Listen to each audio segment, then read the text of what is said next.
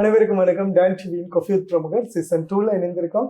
So இந்த நிகழ்ச்சியில் நம்மோட இணைந்திருக்கிறார் ஒரு நடிகர், மாடல், அதே மாதிரி ஒரு செஃப் அண்ட் சிங்கரை பற்றி சொல்லி ஆகணும். ஸோ நிறைய ஸ்டேஜ்களில் வந்து தன்னுடைய திறமைகள் மூலமாக நிறைய பாடல்களை பாடின ஒருத்தர் கூட. அதே மாதிரி தென்னிந்திய திரைப்படங்கள்லையும் தொடர்ச்சியாக நடிச்சுட்டு வந்துட்டு இருக்காரு. ஹீரோவாக நடிச்சிருக்காரு, சப்போர்ட்டிங் கேரக்டராக நடிச்சிருந்தாரு. குறிப்பாக அடையாளமாக சொல்லணும்னா கங்குவா படத்தில் கூட நடிச்சிருந்தாரு மிஸ்டர் சாதாத் அவர்கள் தான். வணக்கம் சாதாத், எப்படி இருக்கீங்க? நல்லா இருக்கேன். ஓகே, லைஃப்லாம் எப்படி போயிட்டு இருக்கு? போகுது, நல்லா போயிட்டு இருக்கு. ஓகே, பொதுவாக வந்து மாடலிங் சைடாக இருக்கலாம், சினிமாவுக்குள்ளே போகிறதா இருக்கலாம், சிங்கராக இருக்கலாம். ஸோ ஒவ்வொருத்தரும் ஒவ்வொரு துறையில் போவாங்க. ஸோ நீங்கள் வந்து ஒரு மல்டி பாதை, அதாவது நிறைய பக்கம் பாதைகள் இருக்கு, எல்லாத்தையும் சேர்த்து வச்சுட்டு இருக்கீங்க. ஸோ ப்ரொஃபஷ்னலாக இதைத்தான் நான் எடுத்துகிட்டு போகணும் அப்படின்னு ஒரு ஆசை இருந்தால் எந்த சைட்டில் போகும்? உண்மையிலேயே எனக்கு வந்து என்ன சொல்றது, சின்ன வயசுல இருந்து பாடுறதுல இன்ட்ரெஸ்ட். ஓகே, ஸ்கூல்ல இருந்தே எனக்கு பாடணும்னு அப்படி ஒரு வெறி. அப்போ ஸ்கூல்ல டீச்சர்ஸ் அந்த ஸ்கூல்ல தமிழ் தின போட்டி அப்படியானது வரும்போது, நீ பாடு, உனக்கு நல்ல வாய்ஸ் இருக்கு அப்படி பாடுங்க சொல்லுவாங்க. அப்போ நம்ம நல்லா பாடுறோமா அப்படிங்கிற மாதிரி அப்போ எல்லாத்தையும் பார்ட்டிசிபேட் பண்ணுவேன். அப்போ அப்படி இருந்த டைம்ல அதைத்தான் ஃபர்ஸ்ட்டுக்கு நான் செலக்ட் பண்ணினேன். பாடிட்டு இருந்த டைம்ல தான் என்னோட ஒவ்வொரு டிராவல் பஸ்ல போகும்போது, அடுத்தது வந்து பாத்தீங்கன்னு சொன்னா அந்த போஸ்டர் அடிச்சிருப்பாங்க, அதெல்லாம் பார்த்துட்டு நல்லா இருக்கே, இதுக்கு நாமெல்லாம் வர முடியுமா அப்படின்னு எல்லாம் யோசிச்சிருக்கேன். அப்போ திடீர்னு அந்த ஒரு ஆசை வந்துச்சு. நீ சொன்னா, நீ நல்லா இருக்க, நீ பார்க்க அழகா இருக்க, நீ அழகா இருக்கீங்க, ஐயோ அப்படி இல்ல, அழகா இருக்க, நீ வந்து 4 பேர் அவங்கதான் எல்லாத்துக்கும் காரணம். ஆமா, நீ மாடலிங் பண்ண நல்லா இருப்பேன்னு சொல்லிட்டு சொன்னானுங்களா. சரி, ஓகே, அதையும் பண்ணலாம் அப்படின்னுட்டு என்ன செஞ்சேன், அதையும் படிச்சுட்டு அந்த துறை மூலமா தான் ஒவ்வொரு படிப்படியா போக வேண்டியது இருந்துச்சு. ஓகே, இப்போ வந்து மாடலிங் சைடுக்கு வந்து பொதுவாக வந்து ஆண்கள் போறது அப்படின்னு சொன்னா நிறைய விஷயங்கள்ல வந்து டைம் பிரச்சனை இருக்கும். இதெல்லாம் சமாளிச்சு ஒரு டிசிப்ளின் இருந்தால் மட்டும்தான் செய்ய முடியும் அப்படின்னு. ஸோ இந்த அழகை வந்து ஆண்கள் பெண்களோட அழகை வந்து கண்ட்ரோலாக வச்சிருக்கணும், பார்க்கறதுக்கு ஒரு ஹேண்ட்ஸமாக இருக்கணும், இப்போ உங்களை மாதிரி ஒரு அழகா இருக்கணும் அப்படின்னா எப்படி வந்து மெயின்டைன் பண்றது? இப்படிதான். இப்போ சில டைம்ல வந்து வீட்டுல வந்து சில ஃபுட் இருக்கு, நம்ம எடுத்துக்கிற ஃபுட்டை பொறுத்து இருக்கு. அடுத்தது நம்ம வந்து நம்மளை எப்படி கேர் பண்ணிக்கிறோம், நம்ம ஸ்கின் எப்படி கேர் பண்ணிக்கிறோம், நம்ம பண்ற ட்ரெஸ்ஸிங், நம்மளுக்கு எதை போட்டால் எந்த ட்ரெஸ் பண்ணா நமக்கு நல்லா இருக்கும், என்ன கலர்ல பண்ணா நல்லா இருக்கும் அப்படிங்கிற சில செலெக்ஷன் நமக்கு இருக்கு. அப்போ அதை பார்க்கும்போது ரொம்ப கஷ்டம் தான், பட் அதை பழக்கிக்கிட்ட மாதிரி அது ஈஸி நமக்கு. அது எப்பவுமே இப்போ ஒருத்தர் வந்து கலர் வந்து குறைவா இருக்காரு, அவர் வந்து இப்போ ஓகே நானும் வந்து உங்களை மாதிரி ஒரு அழகா மாறணும், கலரா மாறணும் அப்படின்னா இது என்ன போட்டு வாங்குறீங்க? இல்ல ஜி, நான் கேட்கிறேன், எனக்கு ஒரு ஆசை இருக்காதா, நான் எல்லாம் அழகா இருக்க கூடாதா? ஐயோ, இப்படி கேட்டா நான் எப்படி சொல்றது? அழகா இருக்கணும்னா நம்மள மெயின்டைன் பண்ணிக்கிறது, நம்மளுக்கு தெரிஞ்ச டிப்ஸை வீட்டுல நம்ம இயற்கையானது, அதாவது நம்ம ஒரு என்ன சொல்றது, ஒரு கம்பெனியால தயாரிக்கப்படுறதுங்க அப்படியான நம்ம சில விஷயங்களை தவிர்த்துக்கிட்டு நம்ம வீட்டுல இருக்கிற பொருட்களை வச்சு நம்மளுடைய ஸ்கின் எப்படி பாதுகாக்க முடியும், நம்மள எப்படி பாதுகாக்க முடியும், ஜிம்முக்கு போகலாம், ஃபுட்ல வந்து கண்ட்ரோல் பண்ணலாம் அப்படின்னு நிறைய விஷயம். சரி, ஓகே. இந்த ஃபீல்ட்ல இருக்கும்போது ஸோ சிங்கரா நீங்க ஃபர்ஸ்ட் டைம் ஸ்டேஜில் ஒரு பாட்டு பாடிருக்கீங்க. எனக்கு இந்த பாட்டை எப்போ போனாலும் எப்படின்னு சொன்னா எனக்கு ஒரு தாய்மொழி மாதிரி அப்படி உங்க மைண்ட்ல இருக்கிற, இல்லை நீங்க பாடுற உங்களுக்கு பிடிச்ச ஒரு பாட்டு பாடி காட்டணுமா? பாடினீங்கன்னா நல்லா இருக்கும், நாங்க எடிட்டிங்ல தூக்கிடுவோம். இல்ல அது காப்பிரைட் பிரச்சனை வந்து. Okay okay okay, it's okay. எனக்கு வந்து என்ன சொல்றது, அம்மா சாங்ஸ்னா சின்ன வயசுல ரொம்ப பிடிக்கும். ஏன்னா நிறைய பேர் வந்து என்னோட ஷோ பீச்ல தான் நாங்க மோஸ்ட்லி நடத்துவோம். அப்ப நடத்தும் போது நிறைய பேர் சின்ன சின்ன கை குழந்தைங்க எல்லாம் கொண்டு வந்து உட்கார்ந்துட்டு இருப்பாங்க நான் பாடுறத கேட்க. ஏன்னா எனக்கு பாடணுங்கிற சின்ன தம்பி மாதிரி வாழ்ந்துருக்கீங்க அது ஆசை. ஆனா இருந்தாலும் எனக்கு என்ன சொல்றது, எனக்கு அந்த பாட்டு மேல இருக்கிற இன்ட்ரெஸ்ட் வந்து எனக்கு என்னோட வீட்டுல சப்போர்ட்டா இருக்குனாங்க. ஃபர்ஸ்ட்டுக்கு என்னோட அம்மா வந்து நல்ல சப்போர்ட்டா இருந்தாங்க, ஃபேமிலியில தாண்டி என்னோட அம்மா நல்ல சப்போர்ட்டா இருந்தாங்க. அப்ப அந்த சப்போர்ட் அவங்களுக்காகவே நான் பண்ணணும், அவங்களுக்காக அவங்க கொடுக்குற சப்போர்ட்டுக்கு நான் ஏதாச்சும் ஒரு இடத்துக்கு போகணுன்றதுக்காக அம்மாங்கிற அந்த பாடல் வந்து எனக்கு ரொம்பவுமே பிடிக்கும். அதுல ஒரு சின்ன லைன், வேறில்லாத மரம் போல் என்னை நீ பூமியில் நட்டாயே, ஓர்கண் எந்தன் மேலே பட்டாலும் உயிர் நோக துடித்தாயே, உலகத்தின் பந்தங்கள் எல்லாம் நீ சொல்லி தந்தாயே, பிறப்புக்கும் இறப்புக்கும் இடையில் வழி நடத்தி சென்றாய், உனக்கே ஓர் தொட்டில் கட்டி நானே தாயை மாறிட வேண்டும். அரறிறாரோ நான் இங்கு பாட தாயே நீ கண்ணுறங்கு என்னோட மடி சாய்ந்து. சூப்பர்பா, நல்லா தான் பாடுறீங்க. சூப்பர். அதாவது என்னன்னு சொன்னா, இப்போ மல்டியா நம்ம வந்து நிறைய விஷயம் பண்ணும்போது ஏதாவது ஒரு துறையில தான் நம்ம ஹைலைட்டா விளங்கும். அதான் நீங்க ஒரு சிங்கரா வந்து உங்களை அடையாளப்படுத்திக்கிட்டே போகும்போது திடீர்னு செஃப் எப்படி எங்க ஆரம்பிச்சு ஒன்று சுயமா சில நேரம் பாய்ஸ் வந்து தனியா இருக்கும்போது சமைக்க ஆரம்பிச்சிருவாங்க. கண்டிப்பா கண்டிப்பா. அது இந்த ஹாஸ்டல்ல அதே மாதிரி ரூம் இடத்துல ஆக்சுவலா அனுபவத்துல சொல்றேன். ஸோ அது கொஞ்சம் கொஞ்சமா இது பண்ணலாம் அது பண்ணலாம், ரொம்ப ஈஸியா இருக்கும். பிரியாணி பண்றது எல்லாரும் சொல்லுவாங்க கஷ்டம் தான், ஆனா ரொம்ப ஈஸியா இருக்கு. ஏன்னா அதுதான் எல்லாத்தையும் ஒரேடியா போட்டு முடிச்சிடலாம். ஸோ எப்படி செஃப்பா நீங்க எனக்கு என்னன்னு சொன்னா, சமைக்கிறதுங்கிறது வந்து வீட்டுல வந்து அம்மா வந்து சமைப்பாங்க. எங்கட அம்மா வந்து நல்லா சமைப்பாங்க. சமைக்கும் போது அவங்களுக்கு தேவையான திங்ஸ் அதெல்லாம் வாங்குறதுக்கு நான் தான் போயிட்டு வருவேன் கடைக்கு அப்படிலாம். அப்போ அந்த டைம்ல எனக்கு என்னன்னு சொன்னா, அவங்க சமைக்கிறத பார்த்துட்டு இருந்தேன். அப்ப பார்த்துட்டு இருந்து ஒரு நாள் இருந்து நம்மளாலையும் சமைக்க முடியுமா, நம்ம ட்ரை பண்ணி பார்ப்போம் அப்படின்னு சொல்லி சின்னனா சமைச்சு அப்படியே இருந்தேன். திடீரென்று வந்து ஒரு காம்படிஷன் ஒன்று நடந்துச்சு, ஒரு குக்கிங் காம்படிஷன் ஒன்று. அப்ப அதுல வந்து பாத்தீங்கன்னா ஒவ்வொரு ஊர்ல இருந்தும் ஆடிஷனுக்கு நிறைய பேர் வந்திருந்தாங்க. அந்த ஆடிஷனுக்கு வந்த டைம்ல அவங்க என்ன சொன்னாங்கன்னா, இதுல இருந்து நாங்க கொடுக்குற டிஷ்ஷை தான் நீங்க சமைக்க முடியும், இதுல இருந்து நாங்க போட்டி நடத்தி இதுல இருந்து செலக்ட் பண்ணி தான் நாங்க வந்து 24 பேர் எடுப்போம் அப்படின்னு. கிட்டத்தட்ட லேக்ஸ் கணக்கான ஆட்கள் வந்திருந்தாங்க. எல்லா ஊர்லயும் இந்த மாகாணத்துல ஒவ்வொரு மாகாணமும் வந்திருந்துச்சு. இப்ப கிட்டத்தட்ட நினைக்கிறேன் நிறைய பேர் வந்திருந்தாங்க. இப்ப பெட்டிக்கலோ ஈஸ்டர்ன் சைக்கிள்ல நான் தான் பார்ட்டிசிபேட் பண்ண போயிருந்தேன். பெட்டிக்கலோல இருந்தே கிட்டத்தட்ட வந்து 48,000 பேர் கிட்ட வந்திருந்தாங்க. 48,000 பேர் டோட்டலா வந்திருந்தாங்க. ஏன்னா இது வந்து ஆஸ்திரேலியா கவர்மெண்டால பண்ணது ஒரு பெரிய ஒரு ப்ராஜெக்ட் ஒண்ணு. அப்போ நான் பார்த்தேன் இந்த கிரவுடுல வந்து 3 நாளா நடக்குது, நாம எங்க செலக்ட் ஆக போறோம் அப்படின்னு தான் போனேன். அப்போ சரின்னுட்டு அங்க போன டைம்ல ஃபெஸ்ட்டுக்கு சொன்னாங்க ஒரு வெஜிடபிளை கொடுத்து, ஃபெஸ்ட்டுக்கு ஒரு கேரட் உருளைக்கிழங்கு கொடுத்து இதுல நீங்க எதுனா ஒரு டிஷ் பண்ணணும் அப்படின்னு சொல்லி நான் சரி ஓகே நான் கேரட்டை சூஸ் பண்ணி கேரட் குருமா போட்டு வச்சுட்டேன். வந்து ஒரு என்ன சொல்றது, ஒரு செஃப் தான் வந்து ஒரு கேர்ள் தான் வந்தாங்க. வந்து என்ன செஞ்சாங்க, இப்படி வாசத்தை பாக்குறாங்க, நல்லா இருக்கே, நல்லா இருக்கு, நல்லா பண்றீங்க அப்படின்னு. ஆஹா நல்லா இருக்குன்னு இவங்களே சொல்லிட்டாங்க. அப்ப சாப்பிட்டு பார்த்து தானே அதை சொல்லணும் அப்படின்னு. அப்ப சாப்பிட்டு பார்த்துட்டு சரிட்டு அப்ப ரிசல்ட் தரணும் அந்த மூமெண்ட். அப்போ திடீர்னு அனௌன்ஸ் பண்ணாங்க என்னுடைய பேரனோட நம்பரோட சேர்த்து நான் செலக்ட் ஆயிருந்தேன் 24 அந்த 20ல இருந்து 6 people தான் பெட்டிக்கல் வந்து திரும்ப எடுப்பாங்க செகண்ட் ரவுண்ட் பண்ணி. அதுக்குள்ள வந்து நண்டு கொடுத்தாங்க, நண்டை சமைச்சேன், அதுவும் 6 பேருக்குள்ள போனேன். ரொம்ப ஒரு ஹாப்பி, உண்மையாவே நான் எதிர்பார்க்காத ஒரு மூமெண்ட். அதுக்கப்புறம் அவங்களே 1 year எனக்கு கோர்ஸ் மாதிரி படிச்சு கொடுத்தாங்க, ஒரு இன்ஸ்டியூட்ல படிச்சு கொடுத்து அது மூலமா தான் ஆஸ்திரேலியாவுக்கு போயிட்டு ஆஸ்திரேலியாவில் படிச்சு கொடுத்தா வந்து ஹோட்டல் துறையில ஒர்க் பண்ணினேன். ஹோட்டல் துறையில ஒர்க் பண்ணிட்டு இருக்கும்போது அதுக்கப்புறம் சின்ன இஷ்யூ காரணமா வந்து அந்த ஒர்க்கை வந்து ஸ்டாப் பண்ண வேண்டியது இருந்துச்சு. அந்த ஸ்டாப் பண்ணதுக்கு அப்புறமா தான் இந்த ஜேர்னியை அந்த இருந்த அந்த கெப்புக்குள்ளதான் இதுல காலேஜ்.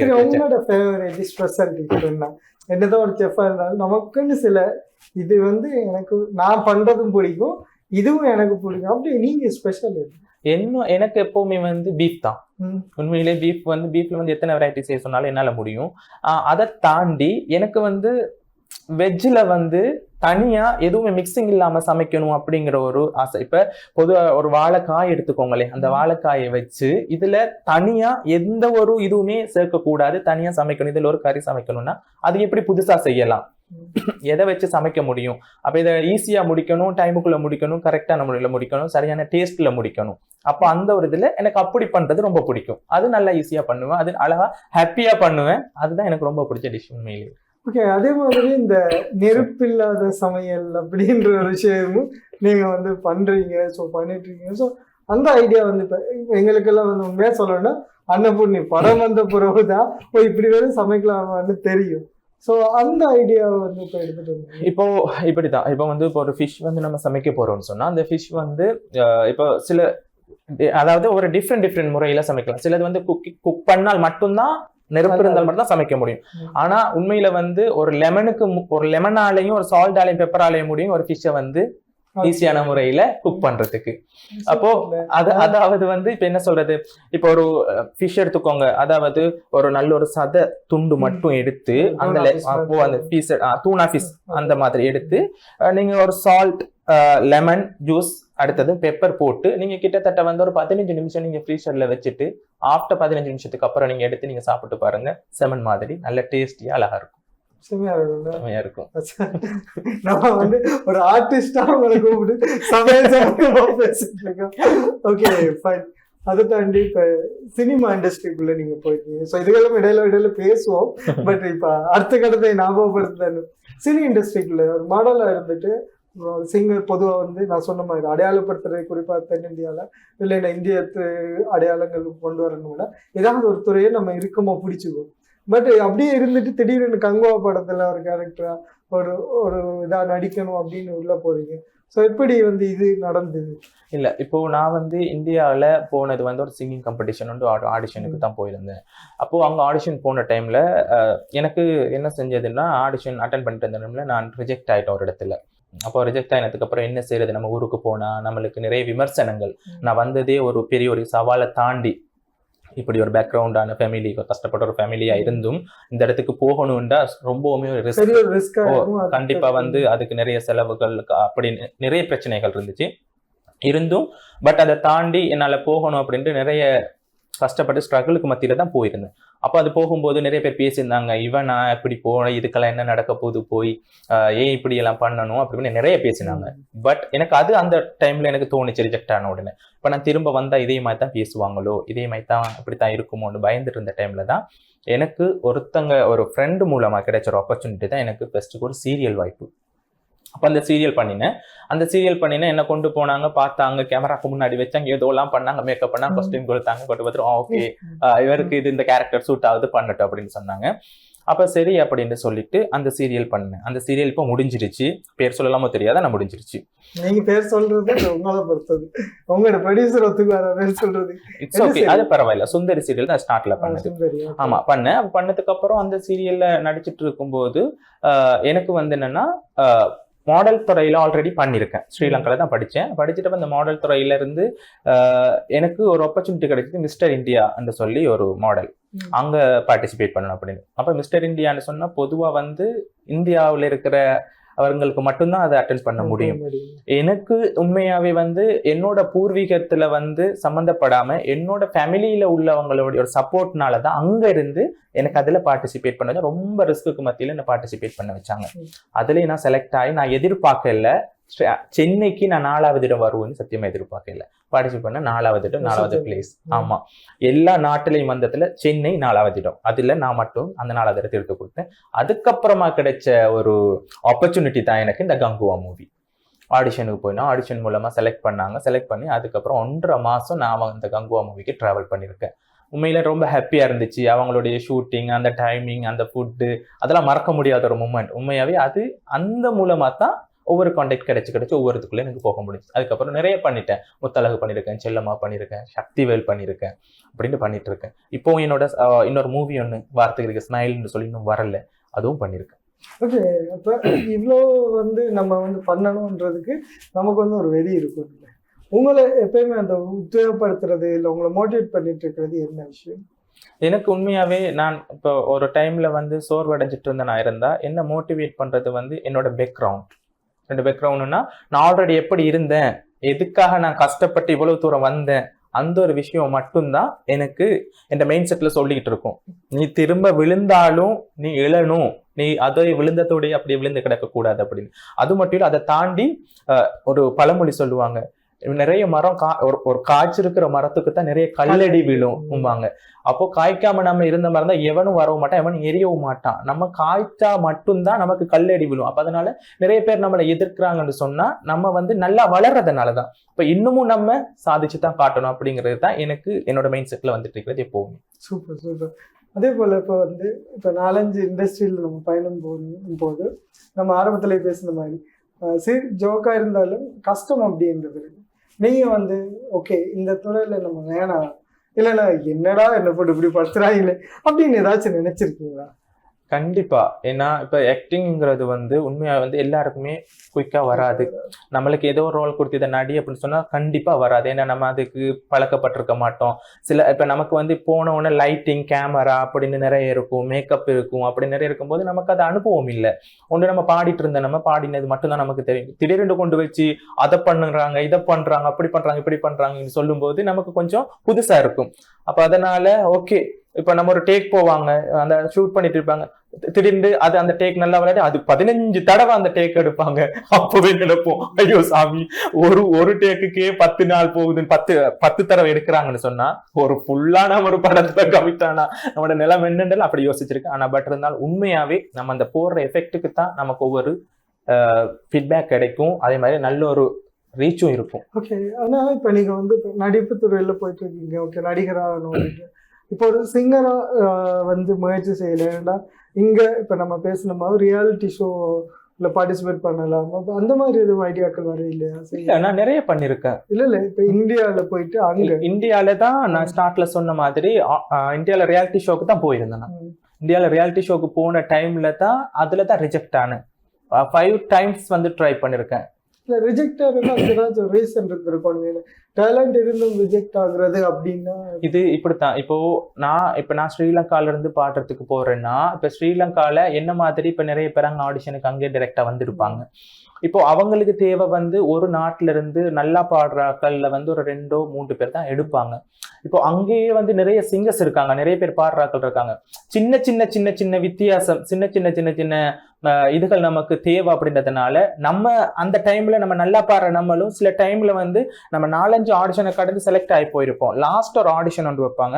அந்த லாஸ்ட் ஆடிஷன்ல நம்மளுக்கு ஏதோ ஒரு மிஸ்டேக்ஸ் நம்மளே நம்ம விட்டுருவோம். அந்த இதுல நம்மளை வந்து ரிஜெக்ட் பண்ணிடுவாங்க. அப்போ நம்ம எவ்வளவுதான் நம்ம தயாராகி போனாலும் அந்த ஒரு இடம் ஒன்று இருக்கு. எவ்வளவுதான் ஸ்டேஜுக்கு போனாலும் அந்த ஸ்டேஜ் ஃபியர் இருக்கும், கண்டிப்பா பயம் இருக்கும். அந்த பெரிய ஸ்டேஜை பார்த்தோன்னு, பெரிய பெரிய ஜட்ஜஸை பார்த்தோன்னு பயம் வரும், அப்படியெல்லாம் இருக்கும். பட் என்ன மிஸ்டேக்ஸ்ங்கிறது காரணம் எனக்கு சத்தியமா தெரியாது. பட் நான் அந்த டைம்ல நினைச்சுக்கிறது, நான் ஏதோ மிஸ்டேக் விட்டுருக்கேன், அதனாலதான் அதை திருத்திக்கிட்டு அடுத்த தடவை ட்ரை பண்ணலாம் அப்படின்னு. அடுத்தடுத்து தொடர்ந்து முயற்சி செய்ய இல்லையா? இந்த பொதுவாக வந்து இந்த துறையில வந்து நான் போவேன், சினிமா வாய்ப்பு ஒரு பக்கம் இருக்கும்போதும் ஒரு பிளேபேக் சிங்கரா வந்து உங்களை அடையாளப்படுத்திக்கிறதுக்கு விலங்கில நிறைய மேடைகள் இருந்தாலும் ஆனா அங்கீகாரம் அப்படின்னு வரும்போது கேள்விக்குறியா மாறி. கண்டிப்பா அது நமக்கு எல்லாருக்குமே தெரியும். கண்டிப்பா இதே வந்து ஒரு சர்வதேச ரீதியா நம்ம போகும்போது அங்கீகாரம்ன்றது ஈஸியா கிடைக்கும். ஸோ ஒரு வாட்டி நம்ம ரிஜெக்ட் ஆகிட்டாலும் தொடர்ந்து முயற்சி செய்யணுன்ற ஐடியா இருக்கு. அதை நீங்க ஃபாலோ பண்ண இல்லையா? இல்லை அதுக்கேற்ற மாதிரி தான் எஃபெக்ட் போட்டுட்டு இருக்கேன். கண்டிப்பா என்னால முடிஞ்ச எஃபெக்ட் போட்டுட்டு இருக்கேன். கண்டிப்பா நான் நம்புறேன் எப்படியும் வந்து கூடிய சீக்கிரம் என்னால முடிஞ்ச எஃபெக்டை நான் போடுவேன், இன்னும் நிறைய கத்துப்பேன். அதுவும் இல்லாம எனக்கு கண்டிப்பா ஏதோ ஒரு இன்டர்நேஷனல் சேனல்ல எனக்கு ஒரு ஆப்பர்ச்சுனிட்டி கிடைக்குங்கிற அந்த ஒரு நோக்கத்தோட தான் நான் ஓடிக்கிட்டு இருக்கேன். கண்டிப்பா என்னோட ஃபேமிலி சிச்சுவேஷனும் என்னோட எஃபெக்டும் நான் போடுற இது வந்து எப்பவுமே வீண் போகாதுங்கிற நம்பிக்கை இருக்கு. ஓகே, நீங்க சொல்ற விஷயம் என்னன்னா, நீங்க வந்து முயற்சி செஞ்சுட்டு இருக்கிறீங்க, இது போதாது. ஆனா எங்கட பாயிண்ட்ல வந்து பார்க்கும்போது இவ்வளவு பண்ணியிருக்காரு அப்படின்ற ஒன்று இருக்குல்ல. ஓகே சரி, அப்ப இங்க ஸ்ரீலங்கால என்ன மாதிரியான ரெஸ்பான்ஸ் இருக்கு இந்த ஃபீல்டுல வந்து? இப்ப குறிப்பா சொல்லணும்னா நடிப்போ இல்லைன்னு சொன்னா பாட்டு பாடுறதோ அதுல வந்து இதுன்னு இருக்காது. பட் இப்ப குக்கிங்கா இருக்கலாம், இல்லைன்னு சொன்னா மற்றது நீங்க போற அடுத்த ஃபீல்டா இருக்கலாம், மாடலிங் இருக்கலாம். இதுல வந்து உங்களுக்கான ஒரு அவுட்புட், அதே மாதிரி மக்களோட அந்த அங்கீகாரம் அப்படின்ற விஷயம் இருக்கலாம். அது எப்படி? கண்டிப்பா அதை சொல்லணும்னா எனக்கு வந்து குக்கிங்ல வந்து உண்மையாவே வந்து நான் ஒரு செஃப் ஆகணும்னு கண்ட கனவு அது எனக்கு நினைவான மாதிரி எனக்கு தெரிஞ்சதை வந்து என்ன மாதிரி ஆசையோடு இருக்கிறவங்களுக்கு நான் சொல்லி கொடுக்கணும். அப்போ அதுதான் என்னுடைய நோக்கம். என்ன மாதிரி இருக்கிறவங்களுக்கு நான் சொல்லி கொடுக்கணும். நிறைய பேருக்கு சில பெண்கள் வீட்டுக்குள்ள இருக்காங்க, அவங்களுக்கு நல்லாவே சமைக்க தெரியும், ஆனா வெளியில வர முடியாது, எதுவும் பிரச்சனைகள் வரும், ஃபெமிலி இஷ்யூ இருக்கலாம், அவங்களுக்கு பயம் இருக்கலாம். நான் என்னோட நோக்கம் என்னன்னா அவங்கள வெளியில கொண்டு வரணும், கொண்டு வந்து அவங்களுக்கான ஒரு அடையாளத்தை உருவாக்கி கொடுக்கணுங்கிறது என்னுடைய ஆசை. அப்போ அதனால நான் என்ன செஞ்சேன், நான் காம்படிஷன் வச்சேன். அந்த காம்படிஷன் ஃபயர் செஃப்ங்கிற ஒரு காம்படிஷன் ஒன்று வச்சேன். சீசன் 1 பண்ணேன், சீசன் 2 பண்ணேன், இப்போ சீசன் 3 வந்து மார்ச் 25 ஃபிக்ஸ் பண்ணிருக்கேன். என்ன குவாலிஃபிகேஷன் வேணும் அதுல? எனக்கு வந்து ஒரு குவாலிஃபிகேஷனும் தேவையில்லை. நான் கொடுக்குற இன்கிரீடியன்ஸை வச்சு அவங்க நல்லா சமைச்சு அது மூலமா இருக்கிற மார்க்ஸை வச்சு தான் அவங்கள ஒவ்வொரு இதையும் கொண்டு போவாங்க. கண்டிப்பா வாங்க, கண்டிப்பா நல்லபடியா சமைச்சு தாங்க, ஆனா சமைச்சு தாங்க சாப்பிடுற மாதிரி. இந்த அசிங்கம் தேவையா, சமைச்சு தர மாதிரி. கண்டிப்பா. நீங்க அப்படின்னா என்ன செலக்டட் வந்து குறிப்பா நிறைய யங்ஸ்டர்ஸும் இருக்காங்க, பாய்ஸ்லயே நிறைய பேர் இருக்காங்க நல்லா சமைக்க தெரிஞ்சவங்க, பட் வந்து அதை வெளிக்காட்டாம இருக்கும். ஸோ அவங்களுக்கான ஒரு வாய்ப்பாகவும் இதை வந்து நம்ம பயன்படுத்தணும். கண்டிப்பா கண்டிப்பா. சரி, ஓகே. அதுக்கான ஏதாச்சும் குவாலிஃபிகேஷன் இருக்கா? இல்ல இப்ப நான் வந்து இதுல வயதெல்லை போடல, ஆண் பெண் பார்க்கல. எனக்கு வந்து இதுல யாரா இருந்தாலும் ஜாயின் பண்ணலாம். என்னோட ஆசை வந்து பெண்களுக்கு ஈக்குவலா ஆண்களும் இருக்கணும், ஆண்களுக்கு ஈக்குவலா பெண்கள் இருக்கணும். எல்லாருமே சமுதாயத்துல அவங்களுக்கான ஒரு தனித்தனி அடையாளத்தை உருவாக்கி கொடுக்கணுங்கிறது என்னுடைய ஆசை. எனக்கு ஆண்கள் இதுல ஜாயின் பண்ண முடியாது, பெண்கள் இதுல ஜாயின் பண்ண முடியாது அப்படின்னு கிடையாது. எல்லாருமே சமமா இதுல இருக்கலாம். அதனாலதான் நான் வயது வித்தியாசம் பார்க்க இல்லை, ஆண் பெண் பார்க்க இல்லை, சிறுவர் பெரியவர் பார்க்க இல்லை. எல்லாருக்குமே காமனான ஒன்று நான் உருவாக்கினதுதான் ஃபயர் செஃப். அந்த ஃபயர் செஃப் வந்து எனக்கு டிரெக்டர் நீங்களா? அப்படி எல்லாம் கேட்கல, நான் பார்த்தேன் சோசியல் மீடியால இதெல்லாம் பார்த்தேன், நிறைய நடந்துட்டு இருந்துச்சு. ஸோ அதுல போட்டோஸும் பார்த்தேன், பட் அப்ப நீங்க தானே எனக்கு தெரியல, அதனாலதான். சரி, ஓகே, சாரி. சாரி எல்லாம் தேவையில்ல. ஆனா என்னோட ஆசை, நான் சொல்றேன், திரும்ப திரும்ப சொல்றேன், என்னன்னா உங்களுக்கு சமைக்கிறதுக்குன்னு சொல்லி யாருக்கெல்லாம் ஆர்வம் இன்ட்ரெஸ்ட் இருக்கோ அவங்க கண்டிப்பா வெளியில வாங்க. உங்களுக்கான ஒரு அங்கீகாரம், உங்களுக்காகத்தான் இந்த ஷோ பண்றது. அப்போ உங்களுடைய டேலண்ட்டை வந்து நீங்க வெளியில வந்தால் மட்டும்தான், இப்படியான காம்படிஷன்ல பார்ட்டிசிபேட் பண்ணாதான் இதுல இருந்து இன்னொரு விஷயம் உங்களுக்கு இன்னொருத்தங்க மூலமா உங்களுக்கு ஒரு ஆப்பர்ச்சுனிட்டி கிடைக்கும். இப்ப நிறைய ஆப்பர்ச்சுனிட்டிஸ் இருக்கு, பட் ஆனா என்ன பிரச்சனைனா தெரிய மாட்டேங்குது, வெளியில போக மாட்டேங்கிறாங்க. அப்ப அப்படியானவங்களை வெளியில கொண்டு வந்து இப்படியான காம்படிஷன் மூலமா ஒரு குக்கிங்ல வந்து நிறைய, அதாவது ஒவ்வொரு வித்தியாசமான குக்கிங்ஸ் இருக்கு, அதுல அவங்களுக்கு பிடிச்ச துறையை செலக்ட் பண்ணி அவங்களும் வெளியில வரலாம், அவங்களும் நிறைய முன்னேறலாம், இதுல நிறைய ஏர்ன் பண்ணலாம். அதுதான் என்னுடைய ஆசை. நான் படிச்சதை மற்றவங்களுக்கு சொல்லிக் கொடுக்கறது தான் இந்த ஃபயர் செஃப்ங்கிறத வந்து நான் கண்டிப்பா இதை அறிமுகப்படுத்தினதும், இதுல இந்த 3 சீசன் வரைக்கும் கொண்டு வந்தது. ஓகே. அதே மாதிரி இப்ப நீங்க இந்த விஷயமும் சொல்லிட்டீங்க, சினிமா சம்பந்தமா சொல்றீங்க, நீங்க ஒரு படத்துல ஹீரோவா வேற பண்ணிட்டு இருக்கீங்க, ஸ்மைலா நினைக்காம. ஓகே, அந்த படம் வந்து என்ன மாதிரி, அது நீங்க சொல்லலாம் மாதிரி? கண்டிப்பா எங்க மக்கள் ஆதரவுக்காக. கண்டிப்பா எனக்கு அந்த படம் வந்து பண்ணும்போது நான் எதிர்பார்க்கல, நான் உண்மையாவே மெயின் ரோல் பண்ணுவேன் அப்படின்னு நான் எதிர்பார்க்கல. ஒரு ஆடிஷனுக்கு தான் ஸ்டார்ட்ல போயிருந்தேன். நிறைய பேர் ஆடிஷன் வந்த டைம்ல நான் வந்து இலங்கை தமிழ் பேசுற ஒருத்தர் என்ற காரணத்துக்காக மட்டும் என்னை வந்து அந்த ரோலுக்கு செலக்ட் பண்ணாங்க. பட் என்னை வச்சு சொன்னாங்க, இந்த கதைக்கு நீங்க தான் சூட்டபிளா இருக்கி, உங்களோட ஃபேஸ் கட் நல்லா இருக்கு, அப்ப நீங்க இந்த கதையை பண்ணுங்க அப்படின்னு என்ன கூட்டி வச்சு டைரக்டர்ஸ் மாதிரி அந்த கதையை வச்சு பேசினாங்க. அப்போ ஓகே. அப்ப அதுக்கப்புறம் பார்த்தா வந்து என்ன படம்னு பார்த்தா பேய் படம். ஆஹா, அப்படியா, சரி, ஓகே, பரவாயில்ல, எல்லாமே பண்றோம், அதுவும் பண்ணி பார்த்துடலாம் அப்படின்னு சொல்லிட்டு தான் இந்த பண்ண கதை. உண்மையிலேயே ரொம்ப ஒரு விறுவிறுப்பான ஒரு படம். உண்மையை இந்த படம் வரும் வரைக்கும் தான் நான் வெயிட் பண்ணிட்டு இருக்கேன். எனக்கு இந்த படம் வெளியில வந்தா கண்டிப்பா ஸ்ரீலங்கன் மக்கள், என்னோட மக்கள் எனக்கு சப்போர்ட்டா இருப்பாங்கங்கிற நம்பிக்கை எனக்கு இருக்கு. அது எல்லா இடத்துக்குமே இந்த கதை வந்து ஒரு வெற்றிகரமான ஒரு கதையா மாறுங்கிற ஒரு நம்பிக்கை எனக்கு இருக்கு. கண்டிப்பா நானும் வந்து வெயிட் பண்ணிட்டு இருக்கேன். உங்களை மாதிரி தான் எல்லார மாதிரி நானும் வெயிட் பண்ணிட்டு இருக்கேன், எப்ப இதை தியேட்டர்ல பார்க்கலாம் அப்படின்னு. கட்டாயம் சார். தொடர்ச்சி அவங்களோட முயற்சிகள் வந்து நிச்சயமா வந்து நிறைய மாற்றத்தை கொடுக்கும் அப்படின்னு நினைக்கிறோம்.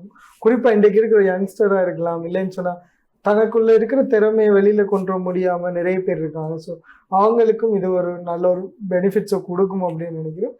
ஸோ அதை தாண்டி நீங்க ஆசைப்பட்டு இதுவரைக்கும் என்னால் இது முடியலை, இதை நான் பண்ணி காட்டுவேன் அப்படின்னு நினைச்சிட்டு இருக்க விஷயம் இல்லை? அதுதான் சொல்றேன், அந்த ரியாலிட்டி ஷோல பார்ட்டிசிபேட் பண்றது. அதுதான் கண்டிப்பா. ஆமா, கண்டிப்பா நான் அந்த டிவி சேனல்ல நான் எத்தனை தடவை நான் சரிக்கு விழுந்தாலும், எத்தனை தடவை நான் ரிஜெக்ட் ஆனாலும், அந்த ஸ்டேஜை என்னைக்கு நான் ஒரு நாளைக்கு தொடுவேங்கிறதுக்காக நான் இன்னொரு விஷயம், நான் ஏன் எல்லா துறையிலையும் நான் போயிட்டு இருக்கேன்னா, எந்த துறையில ஒரு துறையில வந்து நான் போயிட்டு இருக்கும் போது இந்த துறை மூலமா சரி எனக்கு அந்த துறையில வந்து சக்சஸ் ஆகலாம். இப்போ சில பேர் வந்து ஒவ்வொரு விஷயங்கள் இருக்கு, ஒவ்வொரு மக்கள் மத்தியில் ஒவ்வொரு வரவேற்பு இருக்கு. அந்த வரவேற்பு வந்து நமக்கு பண்ணிக்கிட்டு இருக்கிற இது மூலமா ஈஸியாவும் நமக்கு ஒரு ஆப்பர்ச்சுனிட்டி கிடைக்கலாம் அப்படின்றதுக்காக நான் பண்ணிருக்கேன். கண்டிப்பா அந்த ஷோக்காக மட்டும்தான் நான் இந்த இவ்வளவு விஷயம் பண்ணிட்டு இருக்கேன்.